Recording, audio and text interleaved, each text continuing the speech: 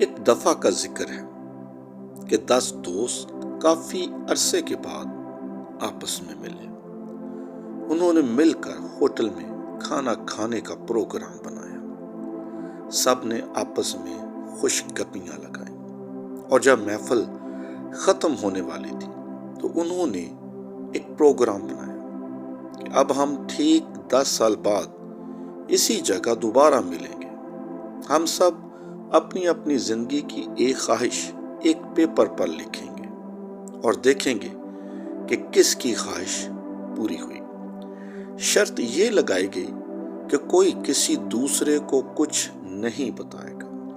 انہوں نے hotel manager سے 10 صفحے اور لفافے منگوائے تاکہ سب اپنی اپنی زندگی کی ایک اچھی خواہش جسے وہ سوچ رہے تھے صفحے پر لکھ کر لفافے میں ڈال دیں۔ مینیجر کو درخواست کی گئی کہ یہ امانت آپ کے پاس محفوظ رہے گی۔ ٹھیک 10 سال بعد تمام دوست دوبارہ اسی جگہ پر اکٹھے ہوئے، مگر ان میں سے ایک کام تھا۔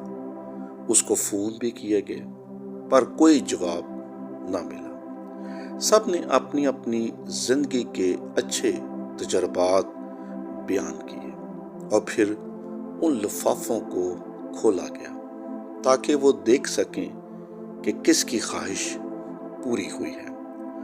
وہ دوست جو غیر حاضر تھا، اس کا لفافہ بھی کھولا گیا اور اس کے لفافے کے اندر لکھا تھا کہ میں زندگی سے بہت نا امید اور مایوس ہوں، اس لیے میری کوئی خواہش نہیں ہے اور مجھے ایسا محسوس ہوتا ہے کہ میں آنے والے سال میں مر جاؤں گا اور تمہارے ساتھ دوبارہ نہیں مل سکوں گا۔ اب اس کے دوستوں نے اس کا پتہ کروایا تو علم ہوا کہ واقعی وہ کچھ سال پہلے خودکشی کے باعث مر چکا ہے۔ دوستو، نا امیدی اور مایوسی بہت بڑا گناہ ہے۔ آج ہمارے ملک میں بھی ہر طرف نا امیدی اور مایوسی پھیلی ہوئی ہے۔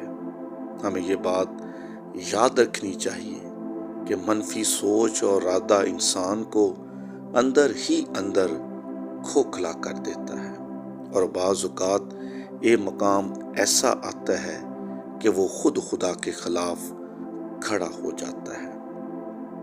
اس لیے خداوند کا کلام مقدس ہمیں یہ بات سکھاتا ہے کہ اس مایوسی میں اور نا امیدی میں ہمیشہ خدا تعالیٰ پر ایمان رکھنا چاہیے۔